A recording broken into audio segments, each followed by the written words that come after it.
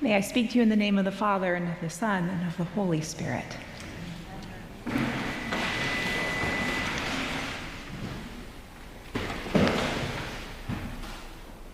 When blessing people, I often find myself praying that the person before me come to know that the joy they feel in their lives is the joy intended for them by God. I thought about that quite a bit this week as Dave and I prepare for our month away. You guys. I'm going to miss the blessing of our mutual affection and our community together. And I was thinking about all of this and just the general blessedness of community and the goodness of that domestic kind of joy. The kind where you bump into a friend at the store on the way home from a graduation party for a kid that you think is pretty neat. And by the way, commercial message, the reason you're at the store was for your own barbecue last night and also the one we're having this Thursday at 6 o'clock on the front lawn of the church. That is the joy as God intends it to be. And my prayer for all of us is that we grow in our awareness of God's presence in the quiet, everyday things, rather than expecting every encounter with God to be a mountaintop experience. That would just wear me out. To say the least, that kind of approach to the Christian life is problematic. It makes it look as if God plays favorites, bestowing bigger experiences on some people and sort of weak experiences on others. As if the blessing and grace of God were like a garden hose in God's hand, which he capriciously sprays, sometimes just drenching this person here and barely a trickle for that one over there. When in reality, blessedness and grace are like a big swimming pool in which we all swim. And the opportunities to help someone become aware of their blessedness, whether through the action of a priest or someone else, these opportunities abound.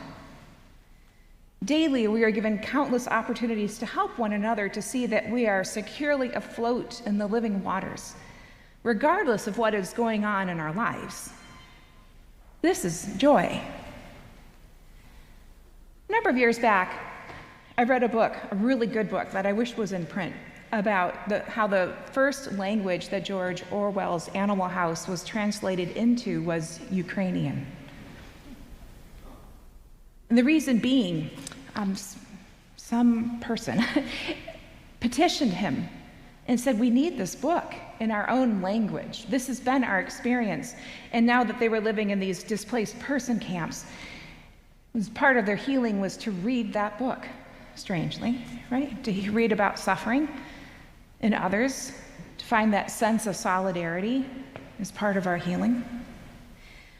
In the book, the author includes passages from her grandfather's journal where he describes what life was like in the camps and how everyone took on the mundane tasks of everyday life, like peeling potatoes, no matter who they were in their previous life, while also trying to retain the elements of culture which mattered most to them. So rather than just being reduced to just their utilitarian needs, they wanted to stay alive to who they were, and there's joy in that.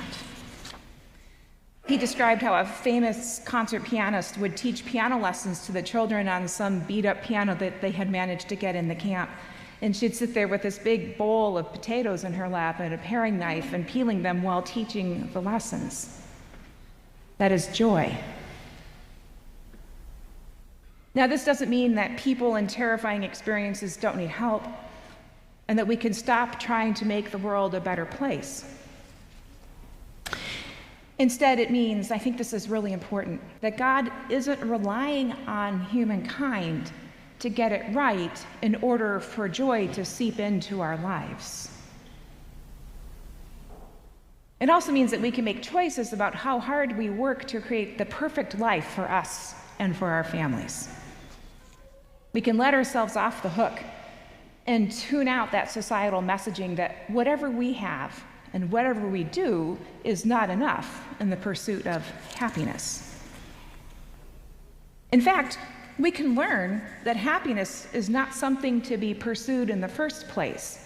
And it's like a super radical statement, right? We're all supposed to be engaged in the pursuit of happiness.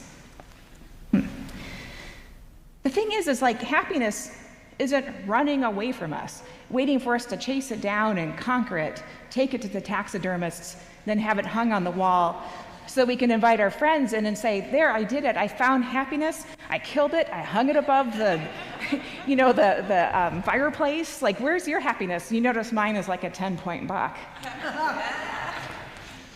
See, happiness is not a guarantee in this life. Like, we all know that, right? But joy in the presence of one another, in which we come to see the presence of Christ, is. Like, we've all had those periods of like serious unhappiness in which we have a joyful moment, usually with a friend or some other loved one, or maybe just seeing something beautiful. That's joy. We can choose to see. It's a choice.